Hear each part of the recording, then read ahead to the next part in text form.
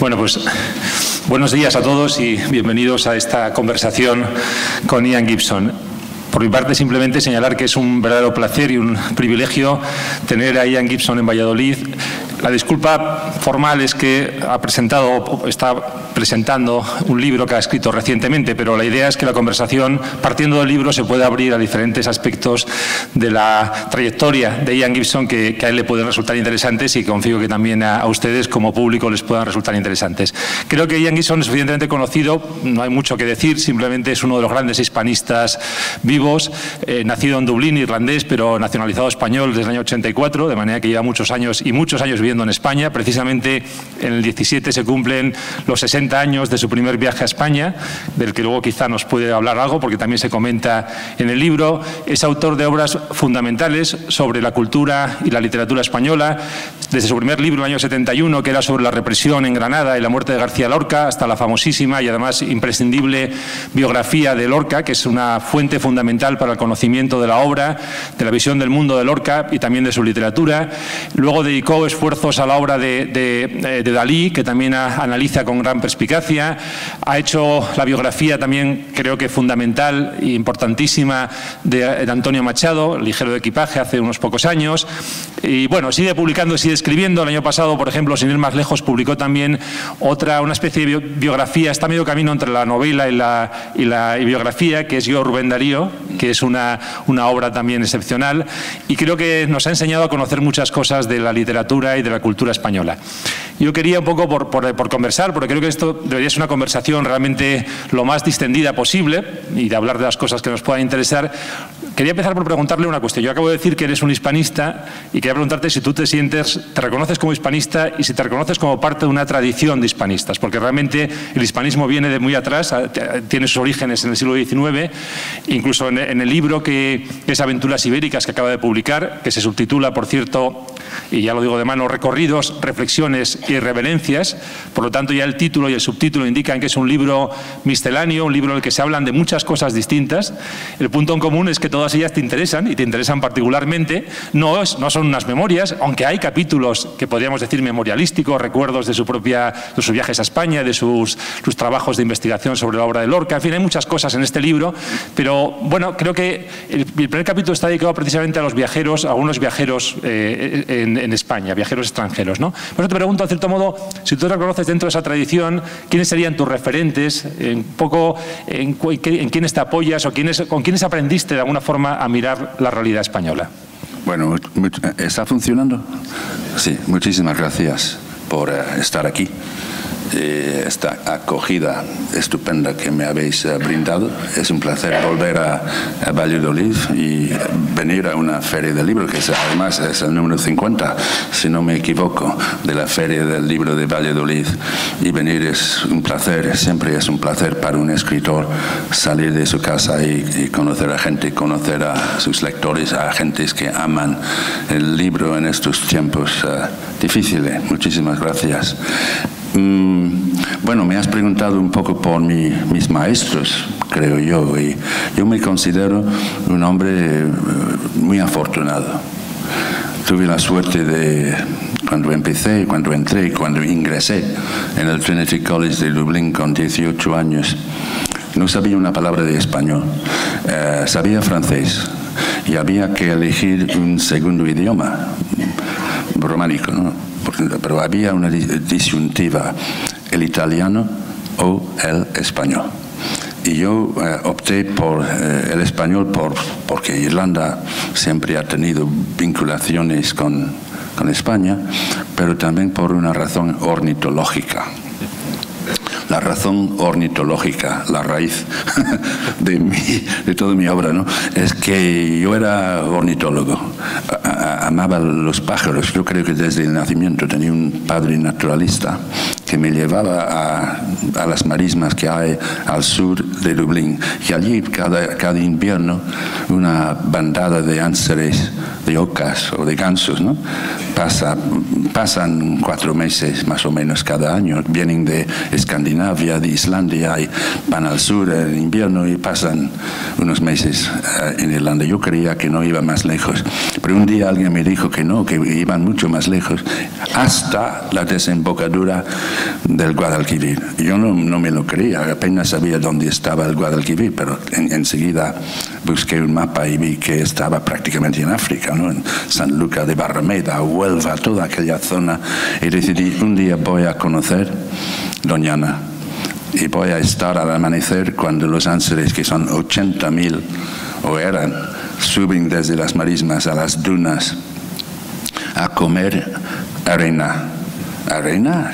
¿Cómo van a comer arena? Pues sí, es que los ángeles de Doñana comen arena para ayudar su digestión. Tienen un problema digestivo porque comen castañuelas, que es una especie de tuber, ¿no? Subacuático, y tienen que subir. Esto lo he visto yo desde un escondite a 1 metro, a 2 metros. Bueno, un momento mágico en mi vida. De modo que pájaros, España, las vinculaciones, pero luego la suerte de tener unos maestros fantásticos, entre ellos un experto en Cervantes, Edward Riley, que ha hecho unos libros muy importantes sobre el Quijote, y Donald Shaw, sobre todo para mí, otro que era Donald Shaw, que vive todavía, que nos dio un curso sobre Rubén Darío. Y fue para mí, fue mi primer poeta en español. Y claro, el hecho de que Rubén había estado en París y sabía francés, admiraba a Baudelaire y a Flaubert, y tal, eso era importante, era una manera de entrar para mí en el idioma español. Eso es lo que, más o menos lo que pasó y más o menos cómo fue. Explica mi presencia aquí hoy, ¿no? Claro. Unas décadas después, por supuesto. Bastantes y demasiada. Una casualidad ornitológica realmente. Sí. Y luego, ¿cómo fue? Eso fue tu primer encuentro con las marismas, en las marismas de Doñana, y luego decides venir un año a Madrid. Sí. ¿En el año 57 o 50? Bueno, como biógrafo a veces tengo que examinar la cronología de mi propia vida y digo, ¿cómo puedo demostrar? Ya no tengo el pasaporte de entonces, los papeles se han extraviado. Yo creo que fue el año 57, pero tal vez fue el año 56. Lo podría averiguar viendo la prensa, porque ocurrieron algunas cosas, unos disturbios en Argüelles. Yo estaba con una familia en Argüelles, pero en fin, lo de Doñana vino después. Lo primero fue aquel primer verano, un curso de verano en Madrid para empezar a aprender el idioma después de un año de gramática, y fueron 3 meses en Madrid. Yo creo que fue el año 57 y fue mi primer contacto con el país realmente. Yo no sabía nada de España, no sabía nada de la guerra civil, apenas sabía quién era Franco, pero sentí, el ambiente se notaba que, ¿sabes?, la gente tenía miedo, y vi alguna actuación de los grises, y eran muy altos y la gente les tenía miedo, y a veces los periódicos no llegaban, los periódicos británicos no llegaban porque alguien me dice, no, la censura, y tenemos censura, pues tampoco sabía mucho de censura, de modo que poco a poco, yo creo que poco a poco, la familia, la viuda, la mujer era una viuda, no sé, de la guerra, pero, y cuando yo preguntaba, pues cuidado porque las paredes oyen, ¿sabes? Y notabas que había un miedo, de modo, eso fue mi primer contacto con el país. Pero antes, cruzando la meseta, tuve como una especie de, no de revelación, pero sino de un momento extraordinario cuando el tren, después de haber bajado por las montañas verdes, que te quiero ver, del País Vasco, ¿no?, con sus buitres, tema ornitológico. No hay buitres en Irlanda, por supuesto. Hay que venir aquí para verlos. El tren paró en Pancorbo y yo había visto grabados de Pancorbo muy exagerados por los pintores románticos, ¿no?, unos riscos inmensos y tal, pero es impresionante el sitio. Y luego, después de Pancorbo, en agosto, con un sol de justicia cayendo sobre el tren, la llanura, la meseta de Castilla, fue para mí una experiencia, no voy a decir mística, unamuniana, pero sí me di cuenta de que África, como decían los franceses, empezaba en España, ¿no? Eso sí que era también un aliciente para mi romanticismo, ¿no? Y luego regresaste a terminar tus estudios en Dublín. Sí. Incluso estuviste trabajando un tiempo también en el Reino Unido, en Birkbeck College. Sí. Y luego, ¿cómo fue la decisión de dar el salto ya con más tiempo? de quedarte un tiempo mayor y luego ya definitivamente quedarte en España, ¿no? Pues yo decidí primero que no tenía vocación de profesor de literatura, sobre todo dentro de un sistema de exámenes, ¿sabes? Midiendo el performance de los jóvenes. A ver, coméntame este poema de Gustavo Adolfo Bécquer y tal. Yo no me sentía con capacidad para poder juzgar, y me parecía incluso una inmiscuición en la vida del alumno, porque claro, un profesor cada año es más viejo, digo, tiene un año más, ¿no? Y ellos siguen teniendo la misma edad y tal. Se va haciendo una distancia. Y yo decidí que no tenía vocación de profesor, por lo menos dentro de aquel sistema. También me asustaba la administración. Yo soy inútil con las cifras y, sabes, que no sé lo que es un programa o cómo organizar la biblioteca 10 años después. Sabes, había comités de todo tipo y me di cuenta de que yo quería ser escritor y no quería ser administrador y no quería ser profesor de literatura dentro de un sistema universitario. De modo que había que... de alguna manera había que escapar. Mi mujer estaba de acuerdo. Sin mi mujer estos libros no existirían, porque ha sido una compañera fantástica y con los niños, y me ha permitido ser escritor. Además es mi mejor crítico. Lee todo lo que yo escribo y dice, esto es una mierda, esto no se puede, repites la misma palabra 4 veces en un párrafo, es horrible, hay que rehacer este párrafo y tal. De modo que lo hemos hecho como ha sido posible como familia, ¿no? Pero esto fue un proceso lento. No pasó de la noche a la mañana, es decir, la decisión, pero finalmente decidimos ambos. Los niños, los chicos, pues no tuvieron más remedio que a veces pienso que tal vez de alguna manera les dañó un poco. Por otro lado, ganaron otro idioma. En fin, hicimos lo que hicimos el año 78. No, miento, el año 75, perdón, para ir primero a Francia. Yo quería que los niños aprendiesen francés y no había muerto Franco. Murió 20 días después, pero en fin, es decir, el año 75, octubre, bueno, Franco vive todavía, pero el día 20 de noviembre, como todo el mundo sabe, se muere. Pero nosotros ya estamos en Francia y hemos alquilado una casita en el sur y los niños ya están inscritos en el colegio y se muere Franco. Bueno, se muere Franco, pero decidimos quedarnos 1 año, 2 años y luego ver cuál sería el siguiente paso. Y el siguiente paso fue un día en la cocina de la casa que teníamos en Francia, cerca de Toulon, una especie de experiencia. Bueno, Pancorbo, he mencionado la meseta. A veces en la vida de repente hay un destello, un deslumbramiento. ¿Qué hago ahora? Y vino la respuesta, la biografía de Federico García Lorca. Habiendo hecho un libro sobre su asesinato, publicado el año 71, la solución, una biografía, pero una biografía de verdad, habiendo hecho la muerte sobre García Lorca. Le escribí a Isabel García Lorca, la hermana de Federico, y me apoyarías un proyecto de este tipo. Dijo que sí, no te preocupes, tú vienes a Madrid, te ayudo y tal. Bueno, así fue. Pero antes de eso fue el descubrimiento precisamente de Granada, de la ciudad de Granada, la experiencia de haber vivido ahí un tiempo también para escribir el libro sobre la represión, la muerte de Lorca. ¿Y por qué? Es decir, ¿por qué Granada y por qué Lorca en ese momento? Bueno, mira, estos son los azares de la vida, las cosas que pasan, ¿no?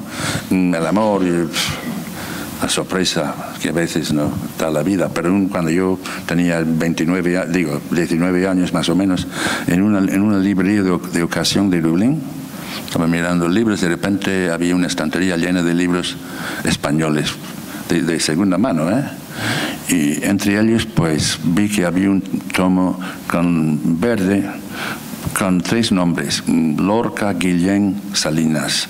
Alguien había comprado en España primeras ediciones. Uno era la segunda edición del Romancero Gitano, todos los 3 encuadernados juntos. Y bajé el libro, abrí el libro y vi que había un poema titulado Romance de la Luna Luna. Eso sería mi segundo año en el colegio, ¿no? Pues ya sabía un poco el idioma. Y empiezo a leer. La luna vino a la fragua con su polizón de nardos, polizón. Bueno, no sabía lo que era un polizón, no estoy seguro todavía, más o menos circular, con lo cual luna llena, bueno, vale, de acuerdo. El niño la mira, el niño la está mirando por el aire. Conmovido mueve la luna a sus brazos, enseña lúbrica y pura sus senos de duro estaño. Entonces era misterioso, enigmático, un niño hipnotizado por la luz de la luna que se ha metamorfoseado en una mujer vestida de blanco y todo. Esto me habló de una manera. ¿Tenéis idea? Fue una revelación. Tuve la sensación de haber encontrado a mi poeta y resultó ser así. ¿Cómo se explica esto? Por un lado, el hecho de ser irlandés, de conocer algo de la literatura irlandesa, me ayudó a entrar en el mundo andaluz de Lorca. Porque Irlanda, su literatura, nunca ha perdido el contacto con la tierra. No hubo revolución industrial, no es Inglaterra, ¿no? Y la literatura se nutre de la tierra. De modo que cuando Lorca dice, es textual, yo soy un poeta telúrico, que todo lo saca de su manantial. Soy un hombre apegado a la tierra, telúrico. Hombre, esto es lo que es Lorca, y eso es lo que es también hasta gran parte, yo diría, de la tradición literaria irlandesa. Y él, además, lo sabía, o lo llegó a saber. ¿Sabes? Esta cosa, el misterio. Lorca dice en algún momento, solo el misterio nos hace vivir, solo el misterio. Y hay algo misterioso en él, y en su desaparición, el hecho de que no tenemos la voz, una grabación de la voz del poeta que más recitaba de toda su generación. ¿Y por qué? Una cosa que me llama la atención, ¿y por qué la forma de la biografía? Esto es interesante porque tú venías de un departamento de hispanistas donde muchas veces se limita a estudiar la literatura de un autor, su escritura, pero tu aproximación siempre, tanto a Lorca como a Dalí, como a Machado, incluso a Rubén Darío, es mediante la forma de la biografía, ¿no? Es decir, siempre como intentando quizá captar la totalidad, ¿no? Sí. Bueno, en España no hay una tradición biográfica, ¿no? Claro. Este país ha vivido a salto de mata a lo largo de tanto tiempo. Una biografía cuesta mucho dinero, primero, para escribir una biografía, sobre todo de un gran escritor que ha viajado, ¿no? Como en el caso de Lorca, ¿no? Eso cuesta mucho dinero, y no ha habido aquí este tipo de dinero para este tipo de proyectos, ¿no? Sí. En Inglaterra sí, hay un público de lectores que hace imposible, pues, adelantar dinero para escribir una biografía. Aquí ha sido mucho más difícil. Pero yo creo que, si me permite, subrayo la importancia en mi vida de Gerald Brennan, que no fue maestro mío, obviamente, en el Trinity College de Dublín, pero estaba allí en Jaén. Yo leía al sur de Granada y leí, sobre todo, su gran libro sobre la literatura española, que yo creo que no es un libro suficientemente conocido. Aquí, tal vez, tengo la impresión. Sí. Y es un libro maravilloso porque Brennan, como sabéis, seguro que hay mucha gente en esta sala que lo sabe, que llega al pueblo de Jaén en las Alpujarras, después de la Primera Guerra Mundial, en la cual él ha luchado como soldado, ¿no? Como oficial. Y yo leí el libro de Brennan y él toca el tema de la falta de biografías en España, y luego le llegué a conocer en persona, lo cual te puedes imaginar, haber conocido al más gran hispanista de todos, ¿no? A Brennan, pues para mí me produce una gran satisfacción poderlo decir aquí también, ¿no? Le debo mucho. El libro de la literatura que él hizo tiene una frescura que no tienen los manuales de literatura. ¿Por qué? Porque él descubre, sentado en Jaén, en su pueblo andaluz, después de la guerra, los horrores de Flandes. El hombre, que es muy mediterráneo en su vocación, empieza a leer y va descubriendo por sí mismo, ¿eh? Sin que nadie le esté dictando nada sobre Cervantes. Él descubre leyendo, descubre el idioma allí, no sabe el idioma, pero lo aprende y va leyendo. Y el libro transmite esta frescura. Y yo le debo mucho. Y él habla de la falta de biografías y de la necesidad de biografías, porque sin biografías una cultura se queda un poco coja, ¿no? que falta información. Y él menciona Valle Inclán, dice que un extranjero que quiere conocer la obra de Valle Inclán no tiene ninguna biografía, porque no hay que le ayude a entender quién es Valle Inclán, cuál es el componente gallego, y luego de Madrid, y luces de Bohemia. Hace falta una biografía. Sí, eso pasa un poco con muchas cosas, se interrumpen, porque el único momento quizá en el que las biografías avanzan un poco es en los años finales de los años 20, cuando Ortega impulsa la colección Vidas Españolas y Americanas en Espasa Calpe, que dirige Melchor Fernández Almagro, y que él creía que era una forma de un campo para la escritura literaria, porque realmente pensaba Ortega que la novela estaba al punto, casi al borde del agotamiento, y entonces ahí surge, pero como otros muchos proyectos, prácticamente en el 39, se continúa 2 años más hasta el 41, pero ya es una etapa decadente, y efectivamente creo que las biografías, sobre todo ambiciosas como las que tú has planteado desde estos escritores, ayudan a entender mucho mejor la literatura y la trayectoria de los escritores, es decir, más que cualquier análisis crítico de su obra. Sí, sí. ¿No? Yo he llegado a la convicción, se habla de la novela, yo creo que todas las novelas tienen un componente autobiográfico, porque ¿de dónde saca el novelista sus ideas? Es que están dentro de él, ¿no? Y si elige un tema es porque este tema le afecta personalmente. Yo creo que el novelista no es libre para escribir sobre lo que él quiera, es muy difícil. Yo creo que la literatura tiene obviamente este componente autobiográfico, ¿no? Más o menos atenuado. Unos críticos sí dicen que el poema es el poema y no hace falta saber nada de quién fue Gustavo Adolfo Bécquer o Juan Ramón Jiménez, pero yo creo que sí. Además, me da igual la teoría. A mí me fascina saber quién escribió Romance de la Luna a Luna. ¿Cómo es posible que alguien haya inventado este mundo del romancero gitano, que muy poco tiene que ver con los gitanos, ¿no? Yo quiero saber quién es el genio capaz de crear estas imágenes.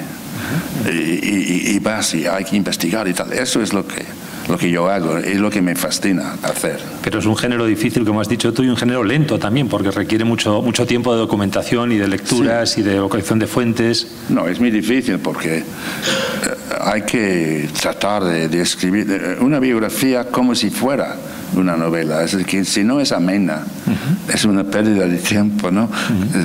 Escribir una horrible, aburrida biografía, ¿no? Tiene que tener gracia, tiene que tener amenidad y ser como una novela, pero no es una novela. A veces yo he sentido la tentación de inventar algo, ¿no? ¿Sabes? Es una tentación, porque uno también tiene algo de novelista, ¿no? Pero no te puedes permitir este lujo de falsificar. Hay biógrafos o escritores que lo han hecho, ¿no? O buscas algo para que encaje en tu teoría previa. No, hay que mantener una distancia, pero la tentación está allí, ¿no? Ciertamente, yo soy profesor de literatura y realmente tengo que confesar que cuando leí tu biografía de Lorca hace ya muchos años, realmente iluminó muchos aspectos de la obra de Lorca que yo conocía o que había leído crítica, pero no es lo mismo. Efectivamente son dos cosas distintas y yo creo que aporta algo que no aporta el lenguaje meramente académico, ¿no? Sí. Quizá por eso también lo que comentabas antes de Brennan, que es un libro excelente, pero ha quedado un poco marginado, quizá porque, bueno, no ha llegado al gran público, seguramente no ha habido un apoyo editorial, y por otra parte, desde el mundo académico a veces hay una cierta reticencia, ¿no? A ese tipo de libros más personales. Sí, podría ser. Además, obviamente, el libro, él era un gran escritor, como Richard Ford, el viajero, has mencionado a los curiosos impertinentes del siglo XIX, como llamaban a los viajeros británicos, pero el más grande de todos es Richard Ford con su manual para viajeros en España y lectores en casa. El título es genial, y lectores en casa, que es de 1845, que entonces había un editor en Londres, John Murray, que publicaba guías turísticas porque había una clase rica en Inglaterra que quería conocer Italia y todo eso. Pero Richard Ford es el más grande, el libro es fantástico. Y el libro de Brennan, pues sí, su estilo en inglés es imposible reproducir esto en traducido. Bueno, algo se capta, pero realmente es un libro pensado escrito para el mundo anglosajón, ¿no? Dedicas la primera parte de tu libro, una parte bastante sustancial, precisamente a estos libros de viajeros y una sección muy amplia también a Richard Ford, aunque también mencionas a George Borrow, a otra serie de escritores. ¿Qué nos aportan estos escritores a día de hoy, leerlos? ¿Qué nos dan? Es decir, incluso a los que somos, digamos, de aquí, ¿no? Sí, dan muchísimo, muchísimo, porque son gente culta, ¿no? Y, claro, el descubrimiento de la Alhambra, bueno, la guerra peninsular o de la independencia, como se llama aquí, miles y miles de soldados que ven edificios obviamente orientales en el sur de España, no saben cómo es posible que haya la Alhambra. Es un descubrimiento increíble para aquellos viajeros que solo iban a Italia. Italia no tiene una Alhambra, ¿no?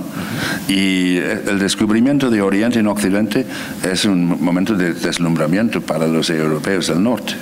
El descubrimiento de esta faceta de la península, porque, hombre, ven las ruinas romanas, pero lo que realmente les fascina es la arquitectura oriental, ¿no? Pero son gente culta. Y un Richard Ford, por ejemplo, se puede discutir lo que él dice de los españoles. Y a veces sus comentarios sobre la clase, los políticos y la clase, él ama el pueblo llano, ¿no?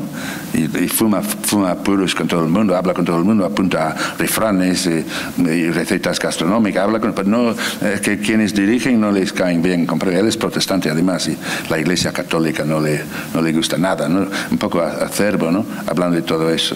Pero hablando perdón, perdí un poco el hilo de lo que iba a decir. A veces se me va el santo al cielo, porque ya tengo los años que tengo y tengo vitalidad, pero a veces empiezo a hablar y me olvido de la pregunta. No, ¿qué aportaban estos viajeros a la visión de España? Claro, ¿y qué nos aportan? ¿Qué aportan? Perdón. Sí. Muchas veces, mira, a mí no me produce rubor decir que he perdido el hilo, ¿no sabe? Porque con un tipo tan simpático como tú, pues sé que me vas a ayudar a superar el bache y no va a pasar nada, ¿no? Además me hace un poco más humano, ¿no? También tengo mis pequeños. Bueno, cuando Richard Ford escribe, por ejemplo, un puente que esté allí todavía, un retablo, una iglesia, es la mejor descripción todavía. Porque es un hombre culto, son gente culta, ¿no? Que saben idiomas, son privilegiados, han estado en Oxford y Cambridge, los mejores colegios, ¿no? Saben griego. Richard Ford ha estudiado griego antiguo, ¿no? El latín, todo eso. Y ve algo y te da la cita y dice dónde se puede leer lo que dice Tito Livio sobre Toledo, que Toledo Metali. Es fantástico, ¿no? Y si el retablo está allí todavía, como en el caso de la Capilla Real de Granada, por ejemplo, que es una maravilla, ¿no? Bueno, la descripción hoy es la mejor. Eso es lo que aporta. Por un lado, los edificios, los sitios, los paisajes, ¿no? Y luego el paisanaje, bueno, allí se puede discrepar, pero muchas veces aciertan. Cuando Richard Ford habla de la corrupción de la clase aquí, de los dirigentes, realmente podría estar describiendo a ciertos señores que hoy están sacando los dineros públicos y metiéndolos fuera y todo eso con la boca llena de España. Y es decir, que él ve cosas que no han cambiado tanto, la verdad. Bueno, no es que no haya corrupción en otros países, pero claro, el protestantismo lo hace más difícil. Yo vengo de una familia protestante, no elegí nacer en el seno de una familia protestante, tampoco elegí nacer donde nací, tú tampoco, nadie elige a sus padres ni a su lugar de nacimiento, no nos ofrecen esta posibilidad, ¿no? De modo que yo nací en una familia protestante, puritana además, y sé lo que es, y es una cosa terrible porque no hay virgen, no hay mediatrix, no hay Virgen María, no hay confesión, estás a solas con un Dios muy exigente, ¿no? Y, hombre, robar un huevo ya es difícil porque te está mirando, ¿sabes? Y no hay manera de ir el lunes, padre, he robado un huevo, no, hijo mío, nada, no te preocupes, no lo hagas más y dame un pavo y nada, se olvida. No, si eres protestante es terrible, ¿no? Y de modo que yo creo que hace falta aquí una inyección de protestantismo. Eso ayudaría mucho. Hay que tomar nota de esto. Es muy interesante porque tú también comentas, efectivamente, estos viajeros viajaban en el espacio, pero viajaban en el tiempo, porque se interesaban por lo que veían, investigaban, estudiaban, buscaban un poco el pasado también, ¿no? Sí. Y algo es que es interesante porque tu libro, que no sé, que de hecho es un libro misceláneo, tiene muchas cosas, puede sorprender a los lectores porque hay una dedicatoria que parece un poco extraña, que está dedicado al Museo Nacional de Arqueología, ¿no? Sí. Y es que en realidad es también, yo diría que es también un libro de viajes, pero un libro de viajes en el tiempo, ¿no? Son viajes cortos geográficamente porque vas de tu casa, vives cerca de Lavapiés, vas al Museo Nacional de Arqueología, pero ahí de alguna forma se inician otros viajes que son hacia el pasado. ¿Y por qué ese interés? Porque te interesa, un poco para explicar, ahí hay referencias a las culturas íberas, a la cultura romana, a los visigodos, etcétera, todo el pasado español, ¿no? Hay un intento quizá de entender también lo que somos ahora a partir de lo que somos o fuimos históricamente. Claro, ¿no? Que sí, sí, sí. Bueno, todo el país es un inmenso yacimiento arqueológico. Por eso yo he puesto en las guardas al principio del libro. Si puedes abrir el libro un momento. He empezado una idea que tuve y al principio mi editor dice, es una locura, pero he puesto el mapa de la península ibérica con las calzadas romanas. Yo los llamo carropistas romanas, desde Lisboa a Roma. Vamos, si eras de la clase dirigente, ¿sabes? Las calzadas eran increíbles. Jamás la humanidad había visto un sistema de calzadas como las calzadas romanas. Pero yo pensé, bueno, voy a poner al principio del libro un mapa de la península ibérica, porque yo sueño con la República Federal Ibérica, ¿no? Sí, sí. Hombre, bueno, no esperaba esta respuesta. Hombre, yo sueño con la Iberia reunida, ¿sabes? Una república. Sería magnífico. Federal Ibérica. Barcelona, Madrid, Lisboa, el Atlántico, el Mediterráneo. Sería fantástico, ¿no? De modo que yo he puesto este mapa al principio para que la gente vea, busca en Madrid. Madrid no existe, porque aquí Madrid no existe. Tampoco Valladolid. ¿Existe? No, es verdad. Está Salamanca y León, pero no Valladolid. Ya. En Madrid no, pero Complutum sí, Alcalá de Henares. Pero yo creo que poquísimos madrileños conocen las ruinas de Complutum. Yo sí, pero no es fácil localizarlas, porque este país, como yo digo, es un país no señalizante. No hay señales de nada. El tren que te lleva a Alcalá desde Madrid, pues a la penúltima estación, la Maleno, no recuerdo nunca exactamente cómo se llama, la penúltima, bajas del tren, porque hay un folleto que dice, para ver Complutum hay que bajar en la estación de La Garena. Es una estación hermosa, nueva, parece de Foster en Bilbao, ¿sabes? El subterráneo, todo brillante, deslumbrante. Buscas la señal. ¿Dónde está la casa de Hipólitos? Alguien en la feria me saludó. Han estado, pero hay una casa de Hipólitos que es fantástico. Bueno, no hay señal. Nada. Y eso demuestra. Y yo llegué la primera vez en pleno agosto y con el sol de justicia que dije antes de Pancorbo, el mismo, unos años después, y ni una señal de nada, y un sol que quemaba. Y, ¿dónde está Complutum? Pues me han dicho que baje aquí. Pues ninguna señal. Tuve que preguntar a un taxista, tampoco lo sabía. Y finalmente, pues, yendo y buscando, encontré las ruinas de Complutum. Pero ya te digo, muy poca gente las conoce, de modo que, mira, el MAN, el Museo Arqueológico Nacional, es una maravilla. Han hecho en 8 años una remodelación de todo el edificio que está detrás de la Biblioteca Nacional, para los niños, con vídeos, todo. Fantástico. Es imposible ir allí y no tener ganas de ir en un coche o como sea a ver un yacimiento en las afueras, una villa romana, unos restos ibéricos. De modo que yo veo el museo como un símbolo de la gran España, ¿sabe? Porque ellos, pese a los vaivenes políticos y el desinterés de muchos políticos, han hecho su trabajo profesional. Y han hecho un museo que está al nivel de cualquier museo nacional mundial del mundo, ¿no? Es una maravilla. Pero hay aparentemente hay un cierto desinterés por la historia también, en parte en España, ¿no? Es decir, se manifiesta en esto que señalas, ¿no? Sí. No hay ningún tipo de información muchas veces. Bueno, en inglés se dice haphazard, quiere decir que a veces hay y a veces no hay. Es un poco como yo comparo París con Madrid, ¿cómo se dice? Las señales, los rótulos de las calles. Sí. O con Barcelona, ¿no? En Barcelona cada esquina tiene, en Madrid no.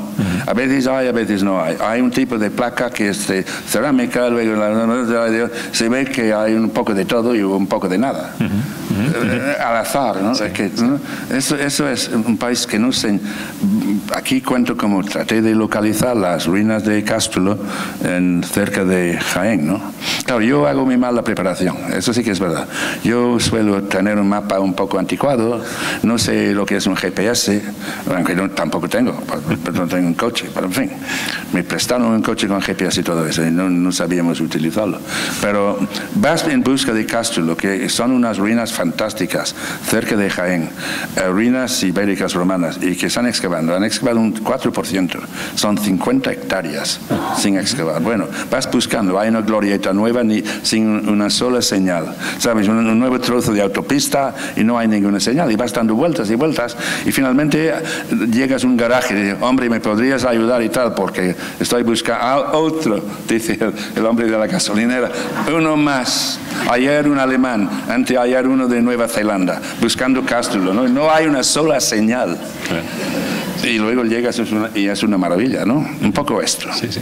Una de las cosas que se desprende leyendo todos esos capítulos dedicados al pasado es un poco la riqueza cultural de mezcla de culturas, sí, de la propia historia de España, ¿no? Porque sí, tú hablas de los fenicios, de los griegos, de los romanos, sí, de los íberos, es decir, de todos los diferentes pueblos que han pasado por España, y además lo planteas como algo que es una riqueza, una especie de... Claro. Y ha sido un melting pot, ¿no? Una amalgama. Sí, sí, esta palabra crisol que me gusta mucho. El man dice mosaico, el mosaico ibérico. A mí me gusta más el crisol de culturas, pero sí, claro que es verdad, ¿no? Lo que pasa es que el derecho de ese país no acepta esta interpretación, ¿no? Eso de la sangre. ¿Recuerdas en Lope de Vega y Peribáñez y el comendador, ¿no? De Ocaña, y allí Peribáñez, el alcalde. Por cierto, hay un alcalde nuevo aquí, ¿no? Y además es fantástico. Peribáñez se levanta y dice, yo soy un hombre, aunque de villana casta, limpia de sangre, y jamás de mora ni de hebrea manchada.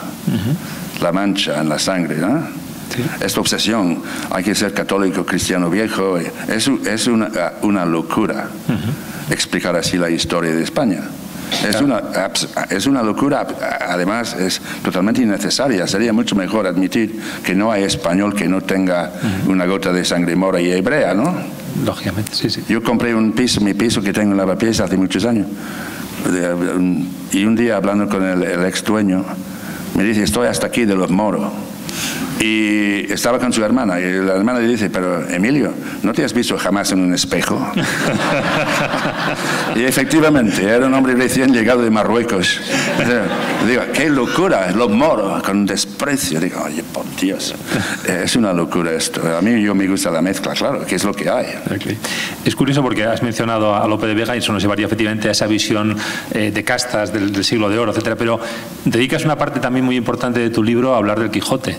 Sí. Que es también contemporáneo, pero es otra visión de la realidad, ¿no? El Quijote, sí. Y además hay una admiración enorme por el Quijote, la que demuestras en el libro, ¿no? Sí, mira, yo digo, me estoy repitiendo lo que he dicho, pero que España solo hubiera, se supone que si España solo hubiera producido el Quijote, no habría hecho falta nada más con solo tener el Quijote como producto nacional, ¿no?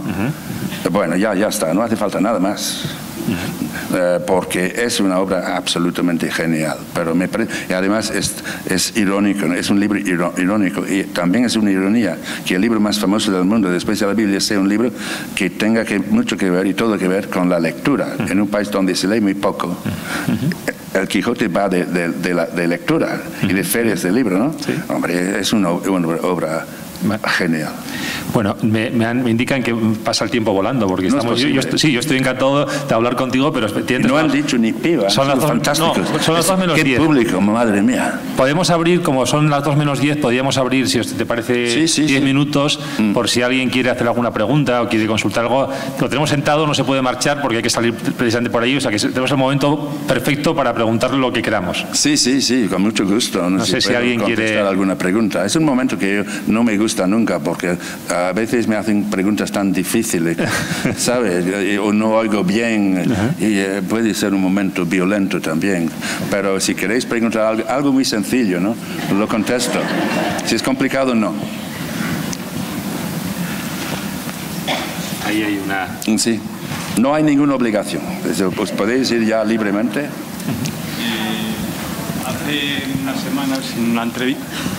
Hace unas semanas en una entrevista con Andreu Buenafuente habló de lo escaso interés, lo que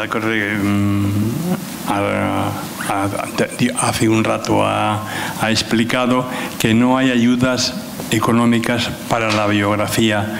Y yo no recuerdo, recuerdo la entrevista y quería preguntarle si usted, para hacer la biografía de García Lorca, la ayuda de su hermana y otras ayudas que tuvo, pero incluyó en su momento ayuda económica para llevar a cabo una obra tan extensa y tan intensa. Perdón. Bueno, es una buena pregunta. Es volver un poco sobre algo que dijimos, creo, o no lo dijimos, o yo lo dije, no lo sé.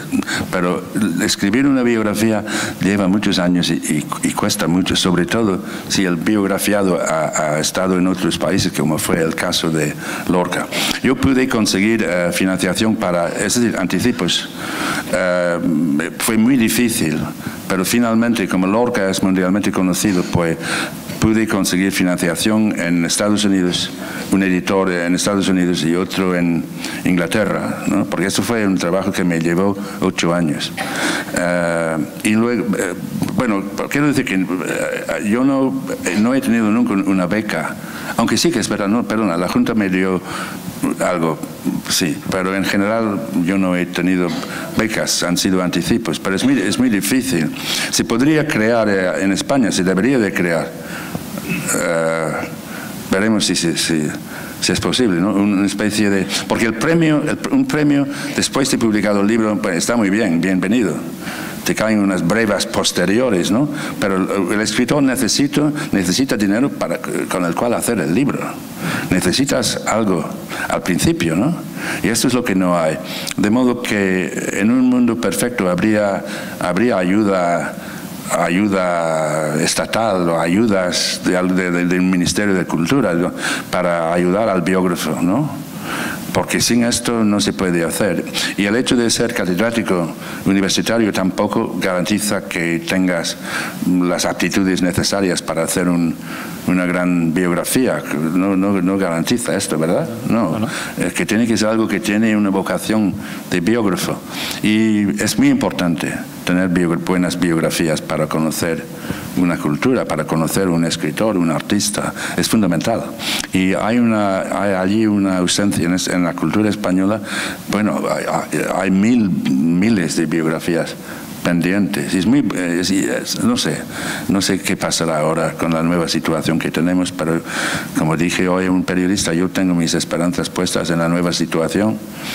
No hay que perder el tren otra vez. Hay que recordar la institución libre de enseñanza, las misiones pedagógicas, el gran esfuerzo de la Segunda República. Tú hablaste de los años 20, pero es verdad, pero eso continuó durante los 5 años de la República.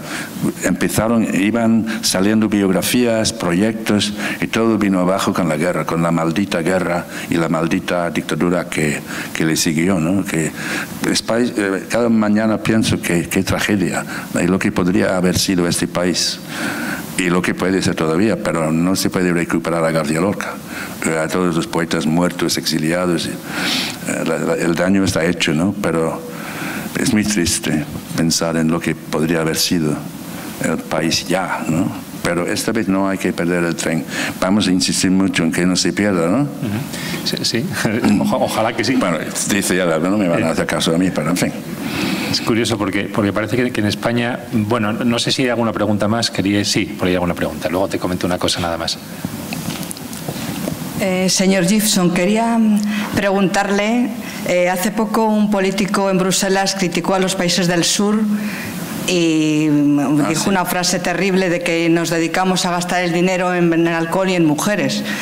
En nuestro país tiene una historia, a mí me encanta la historia, un pasado grandioso. Hoy en día vivimos en una época pues, más bien oscura de corrupción, de problemas económicos, pero usted como irlandés y como gran hispanista y como amante de nuestro país, ¿qué es lo que le fascina de este país que le ha hecho quedarse aquí y qué es lo que menos le gusta, si puede decirle, si se atreve a decirlo, claro, de nosotros? Claro, gracias. Bueno. Primero, yo siempre pienso en Lawrence Durrell, que habla del espíritu del lugar. El espíritu, el paisaje, los paisajes, la conformación física de la península es increíble, que tiene todo, microclimas y todo, no hay ningún... Pero el paisaje, bueno, también hay muchos paisajes, porque tampoco es exactamente lo mismo ser de Córdoba que ser de Málaga. Quiero decir, hay mil matices y tal vez generalizamos demasiado. Lo que me gusta de los españoles en general, si puedo yo generalizar, es la calidez humana, la falta de esnovismo social. Puede haber un esnovismo del dinero, pero en general en Inglaterra saben de dónde vienes por el acento, ¿no? La clase dirigente tiene un inglés que no es el inglés del pueblo, es un inglés con muchos diptongos que se nota enseguida, y con su manera de hablar en su imperio mataban a la gente con solo hablarle el inglés que ellos hablaban, ¿sabes? Los chinos, los indios, yo sé imitarlo muy bien. Mi voz es muy diferente, pero sé imitar los triptongos y triptongos incluso de algún compañero hispanista cuyo nombre no voy a decir, en fin, que matan con su manera de hablar inglés, ¿no? A mí me gusta aquí mucho la democracia del bar de al lado, porque como irlandés, como tú has dicho, bueno, se supone que un irlandés es un tipo afable que le gusta tomar copas en bares y tal, en casa y fuera, pero en fin, digo, en Irlanda y cuando viaja. Y me gusta mucho la cafetería, la cultura de poder entrar y hablar con todo el mundo, y eso es fantástico. Yo no creo que sea tan fácil. Desde luego, en Inglaterra no es nada fácil en comparación. Entras en un pub de Londres y tratas de hablar con uno de los parroquianos y cuidado, porque a lo mejor ni te hablo. Yo no sé, ellos son más raros en ese sentido. Los españoles son gente en general muy abierta. Y esto lo adoro, me parece fantástico. Ahora bien, alguna crítica, pues, alguna irreverencia, como pongo en mi subtítulo, tiene que haber. Yo noto que el afán de hablar aquí, de todo el mundo quiere hablar, se ve en La Sexta Noche, escuchar es más difícil. Porque Antonio Machado recomendaba en una pequeña copla, para dialogar, primero preguntar y después escuchar. Si escucha poco a veces aquí, el ruido es terrible. ¿Por qué? Porque todo el mundo quiere hablar, todo el mundo está hablando y quiere entrar y opinar. Yo me gustaría ver más diálogo tranquilo, ¿no? Porque de la conversación hay que aprender. Para mí es para aprender. Nadie apunta nada, exageración, pero si yo recomiendo un libro en una conversación, por lo menos espero que la persona a quien he hecho la recomendación tome nota. No digo necesariamente apuntando, aunque ayudaría, ¿no? Pero que aprenda algo de lo que... Y yo igual, tú me recomiendas un libro, es casi mi obligación apuntar el libro, porque no voy a recordar. Además, menos ahora con los años que tengo, no voy a recordar el título. De modo que me gustaría ver que la gente dispuesta a aprender hablando, como hacen Don Quijote y Sancho, porque ellos sí que se escuchan y van cambiando sus opiniones un poco, ¿no? Aprenden el uno del otro. Pues sí, eso sería una mínima crítica, ¿no? El ruido. Luego, el civismo en general. Mira, yo quiero un pacto por la educación que dure 40 años. Esto lo tengo muy claro. esta locura de quitar ciudadanía, cuando realmente es un país que necesita esta asignatura, porque si no, los alcorques de mi barrio de Lavapiés van a seguir llenos cada mañana de colillas y de latas de cerveza, porque la gente tira todo a la calle. Bueno, es esto, hay que enseñar a los niños a no hacer esto, a amar el espacio público, a cuidar el espacio público, ¿no? Cosas así. Hace falta un pacto. Y si no hay pacto, olvídate de la competencia en el mundo actual, porque España tiene que competir. No podemos permitirnos estos cambios cada 4 años. Es una locura. Hace falta un sistema público. ¿Por qué no tener el mejor del mundo? Creo que los franceses tienen el mejor del mundo, o tenían, no sé. Que todo el esfuerzo del Estado puesto detrás y en el sistema público de enseñanza. Todo el esfuerzo. Y nada de derechas, izquierdas. Bueno, siempre habrá, pero, ¿sabes? Y no me gusta ese crucifijo que aflora en estos actos y ministros jurando sobre el Jesucristo allí colgado delante. Es horrible. Y yo casi lo veo como obscenidad, ¿no? Perdón, quería decir eso. No quería decir eso, pero me salió, ¿sabes? Yo no quiero cruces en las escuelas. Quiero una enseñanza y la religión en casa, una cosa privada, ¿no?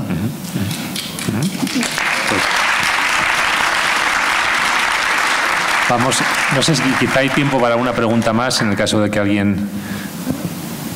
Digamos, sí. Terminando, sí. Sí, hay un señor ahí. ¿Cómo se siente tratado por los poderosos, por el gobierno? ¿Siente el calor de ellos o siente que, aunque es un extranjero que se ve que ama España, no les gusta? Bueno, el gobierno actual, dices. ¿Estás refiriendo a los actuales gobernantes? Bueno, no, yo creo que no me pueden ver. Pero me ven y no hay más remedio porque no me voy a ir, ¿no? Yo conozco muy pocos. Yo he encantado de tener un diálogo con gente de derecha. Yo quiero un partido conservador normal y un poco como el británico, ¿no? Me parece absolutamente normal y necesario, obviamente. Pues a mí, claro, me ven como, creo, no me lo dicen a la cara, pero me ven como un tipo desagradable que opinando y despotricando y entremetiéndose, no lo sé, no me ven con buenos ojos, si se puede decir así, pero y tengo pocos amigos, entre ellos, no sé, antes era peor, porque yo hace años hice una serie para la BBC sobre España, como presentador de la serie. Y llegó el rumor de que yo criticaba España, ¿no? En absoluto. Yo presenté la serie con 6 programas de 1 hora cada programa sobre distintos aspectos de la vida española. Pero en aquellos tiempos todo era más difícil y ellos no vieron la serie. Eso no impidió que la prensa de derechas me atacara de una manera brutal por criticar España. Yo no escribí ni los guiones ni hice la investigación, pero fue terrible lo que se dijo de mí en la prensa. Luis Marianson, por ejemplo, no es santo de mi devoción personal y trato de eludir encuentros porque yo recuerdo lo que dijo ABC cuando él dirigía ABC de el guiri repelente, le damos la nacionalidad y luego nos hace esto, en absoluto. Yo creo que fue una gran serie de la BBC con elogios, de vez en cuando alguna crítica, ¿no? De algo, pero españoles diciendo, no, el señor Gibson, ¿sabes? De modo que, mira, en general supongo que no me pueden ver, pero yo les digo, no te preocupes, no voy a estar mucho más tiempo, tal vez, quién sabe, casi tengo 80 años, estaré unos años más con suerte, pero no os preocupéis porque dentro de 100 años todos calvos, os vais a librar de mí relativamente pronto, ¿no? No sé si es una respuesta adecuada a tu pregunta, pero también diré, porque nos vamos pronto, pero Estuve hablando con alguien del AVE y el AVE es algo que he hecho entre todos, ¿no? El PSOE, el PP. Pero esto no se dice, no se elogia los éxitos del otro, ¿no? También se podría ver como una pequeña lacra, ¿no? De no elogiar al otro, ¿no? Tu partido, bueno, pero ha trabajado bien, ¿sabes? Y merece un elogio, ¿no? Entre todos hemos levantado el AVE con Europa, estando en Europa. El AVE existe, ¿no? En el segundo país más montañoso de Europa, el AVE existe. Y se llega a Barcelona desde Madrid en 2 horas y media. Es increíble, ¿no? Esto se ha conseguido porque todos han trabajado en el proyecto. Pero esto no se suele, los políticos no lo dicen, no dicen, bueno, que sí, hay que admitir, Felipe González existe, ¿no? Y empezó con el AVE y tal. Bueno, pues vamos, por hora queremos ir cerrando, pero simplemente quería comentar que tú señalas al principio efectivamente esa tradición de los curiosos impertinentes, como lo llamas tomando el nombre de la novela de Cervantes, pero realmente una vez que uno ha leído el libro, que ha descubierto, porque ahí, como he dicho, hay de todo, hay también muchas opiniones sobre los españoles, esto que ha señalado ahora Ian también está más desarrollado en el libro, hay capítulos dedicados a otras muchas cosas, a los viajes en Andalucía, a Cataluña, que hay también una sección importante. Yo creo que la sensación que queda como lector es que estamos ante un curioso, efectivamente, pero no impertinente, sino muy pertinente lo que te preguntas y lo que indagas sobre la realidad española. Ha sido un placer tenerte aquí, ha sido un placer escucharte y conversar contigo y espero que nos visites más a menudo. Muchísimas gracias. Pues tengo ganas. Además, he hecho un descubrimiento que no sabía, porque yo he sido jugador de rugby. Claro. No malo, ¿eh? No llegué a internacional, pero a primera división sí. Y lo que no sabía yo era que Valladolid es la capital del rugby español. Sí. Me lo estuvo contando anoche el alcalde, ¿no? Y le dije, no te preocupes, yo voy a venir porque no sé qué partido, qué copa, sí. Pero como vivo en Madrid y soy ex rugbyman, pues obviamente mi vinculación con Valladolid se va a estrechar a partir de ahora, ¿no? Pues muchas gracias, un placer. Muchísimas gracias. Gracias, muchas gracias.